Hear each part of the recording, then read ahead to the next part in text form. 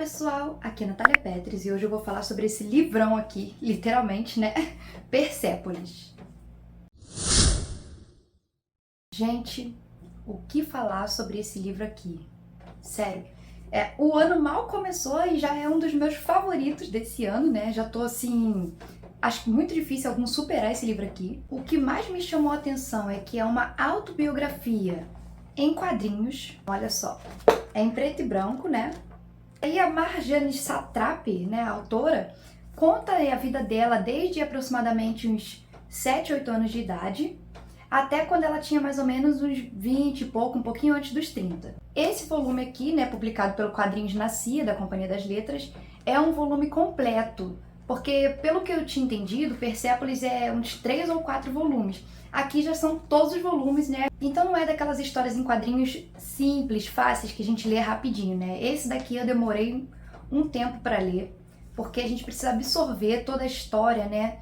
Tudo que acontece aqui, porque é uma história real. Por quê? Quem é Marjane Satrapi? Ela é uma iraniana que viu a mudança no seu país. Ela viu a guerra, né? Desde criança ela viu a guerra e a grande mudança que teve depois da Revolução Islâmica. Então aqui a gente descobre logo no começo uma coisa muito importante sobre sua vida, né? Ela sempre foi uma criança muito politizada, os seus pais sempre discutiam questões políticas, e aí a gente descobre logo no começo que aqui, diz até aqui na orelha do livro, que ela é bisneta de um imperador do país, né? Do Irã. Teve uma educação que combinou a tradição da cultura persa com os valores ocidentais e de esquerda também. E aí ela assistiu à derrubada do Shah em 1979 por uma revolução popular que se converteu na ditadura islâmica. Né, gente? Ela era muito nova, já tinha visto muitos amigos morrerem, muitos familiares morrerem. E aí aos 14 anos os pais dela decidiram que era melhor para ela ir para a Áustria estudar. A gente sempre soube sobre essas guerras do Irã só assistindo na televisão. Eu, pelo menos, nunca conhecia o real motivo das guerras. E aqui o livro, né, como ela conhece bem a história do seu país, ela conta aqui na introdução os reais motivos para o início da guerra, as tomadas de poder e a Revolução Islâmica. E aí já começa o livro com aqui o véu.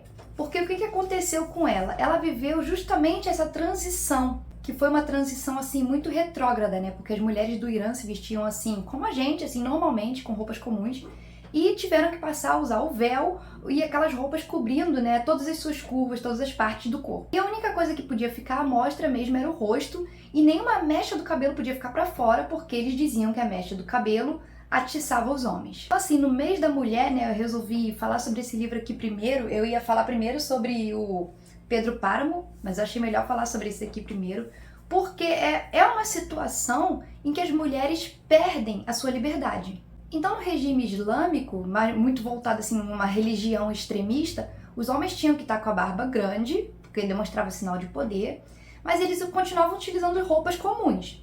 As mulheres não, tiveram que cobrir todo o corpo, né, e usar o véu, cobrir o cabelo também. Então, assim, a Marjane Satrapi sempre foi muito... pensou muito fora da caixa. Ela sempre ia ao contrário do que as pessoas faziam, foi expulsa de escolas. Ela enfrentava os professores, as professoras que contavam as histórias, né, ao contrário. Ela batia de frente mesmo, não tinha medo de falar o que ela pensava. Mas aí, né, ela foi exilada lá na Áustria com os 14 anos e voltou mais ou menos com os 18. E aí no Irã, mesmo sob todo esse regime, ela estudou Belas Artes. Foi um momento muito complicado para ela de ter vivido a liberdade da Europa e depois ter que voltar a viver meio essa falta de liberdade que as mulheres tinham no Irã, principalmente, né, na faculdade, que algumas coisas tinham que separar as mulheres dos homens. E aí uma coisa que me marcou muito aqui no livro é que ela falava, né, que as mulheres tinham suas próprias formas de ir contra esse regime islâmico. Então elas usavam sim o véu, né, porque senão elas iam presas, porque sempre tinham uns carros vigiando. Mas elas usavam sim o véu, usavam sim aquelas roupas cobrindo suas curvas, mas passavam maquiagem, que era proibido, né? Passava maquiagem um pouco mais forte, que chamasse atenção. Isso era um ato de resistência. Outras coisas também que foram virando um ato de resistência das mulheres era o tipo de roupa que ela usava. Tinha que usar o véu e tinha que usar a roupa cobrindo, mas elas usavam de forma diferente. Então ela até escreveu aqui: o código das roupas não demorou a virar pura ideologia. Havia 2 tipos de mulher: a mulher fundamentalista, que se cobria toda assim, e a mulher moderna. Para manifestar oposição ao regime, era só deixar umas mechas de fora. Então elas usavam roupas diferentes. Então, para além dessas questões do universo feminino, né, a Marjane também sofreu muito questões relacionadas à sua nacionalidade. Ela sempre se sentiu iraniana, ela amava o seu país, mas as guerras, né, que fizeram com que ela se afastasse e todo esse movimento islâmico fez com que ela se sentisse estrangeira no próprio país e na Áustria também. Ela ficou alguns anos na Áustria, ela visitou, conheceu outros países da Europa, mas ela nunca se sentia parte de lá. E quando ela voltou para o Irã, ela também não se sentia parte do Irã, por já ter vivido toda aquela experiência, né, grande parte da sua adolescência lá fora. E se torna muito complicado para ela também as relações com os homens, né, porque ela viu que na Europa se relacionavam de um jeito e lá no Irã era de outro, e os homens eram muito machistas no Irã ainda. Então tinha sempre esse problema dela e ela acabou tendo assim, entrando em uma depressão profunda, né, depois de um tempo que só depois ela conseguiu se recuperar. O que faz com que essa história seja tão especial para mim, que tenha me marcado tanto, é justamente essa questão muito particular dela de mostrar a vida dela.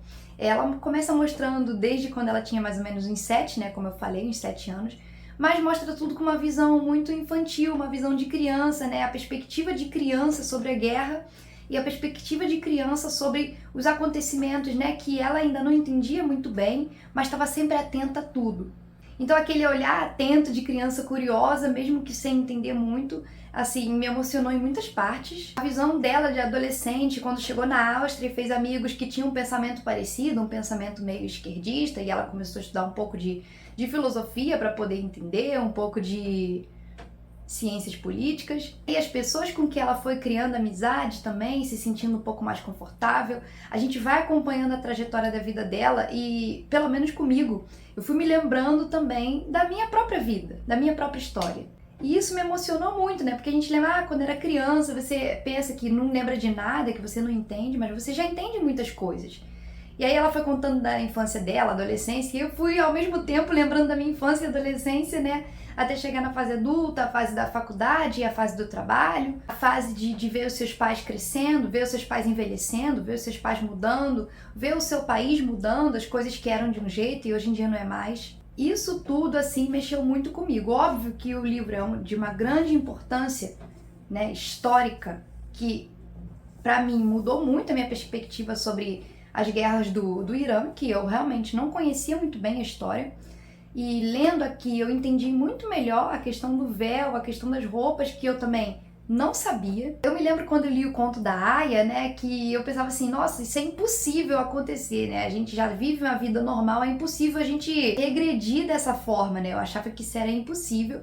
E aí eu não havia me lembrado dessa história do Irã, né, que as mulheres podiam usar biquíni, podiam usar a roupa que elas quisessem e depois, de repente, elas viram toda essa falta de liberdade. Elas perderam todos os seus direitos. Assim, é uma falta mesmo de liberdade tamanha que a mulher andando sozinha já era vista como, né, uma prostituta ou alguma coisa do tipo, porque a mulher tá andando sozinha, e mesmo que fosse andando com um amigo ou um namorado, porque não se podia ficar namorando, eles sempre pediam, né, se fosse parente, pedia alguma coisa que comprovasse o grau de parentesco. Se fosse marido, tinha que entregar um papel mostrando que era casado, a certidão de casamento. E se não conseguisse comprovar, os dois iam presos, porque não podia se relacionar antes de casar. Imagino como deva ter sido complicado, difícil para ela viver a liberdade da Europa, né, mas lá na Europa não se sentir livre, porque ela tinha um pensamento ainda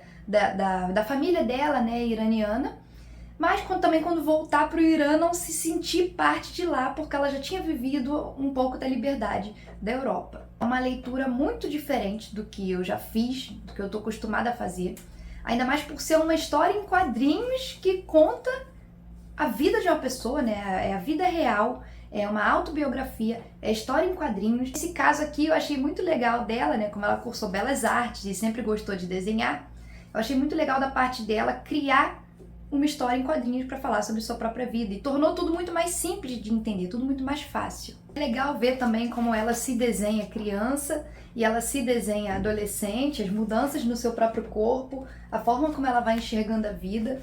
Deixa eu ver se eu acho uma parte aqui que tem que ela diz como que ela mudou dos... Aqui, ó. Ela aos 15 e ela aos 16. Como que ela mudou. Olha, gente, não cabe tudo aqui. Não dá pra falar sobre esses 4 volumes, aqui no caso, essa reunião completa dos 4 volumes aqui em um só vídeo. Eu já dei todos os detalhes que eu podia ter dado. Se eu ficar aqui contando a história da vida dela, vai perder a graça o livro, né? Falei pra vocês os pontos mais importantes pra mim e o porquê que vocês deveriam ler. Então, fica aí a recomendação pro mês das mulheres, pra vocês lerem em qualquer mês do ano. A minha recomendação foi pra esse mês justamente porque ela foi uma mulher muito forte, né, de ter vivido tudo que ela viveu, tendo que ir morar sozinha na Áustria aos 14 anos, ficar sem os pais, ver a mudança no seu país e ser revolucionária dentro do possível, né, falar sempre o que pensa e ter atitudes fortes de uma pessoa forte que não desiste, né, dos seus objetivos. Vai ser difícil um livro superar esse daqui em 2023. E eu espero que vocês tenham gostado, que vocês tenham se interessado e que vocês já corram atrás desse livro aqui o mais rápido possível. Coisa linda, né? Um beijo e até a próxima!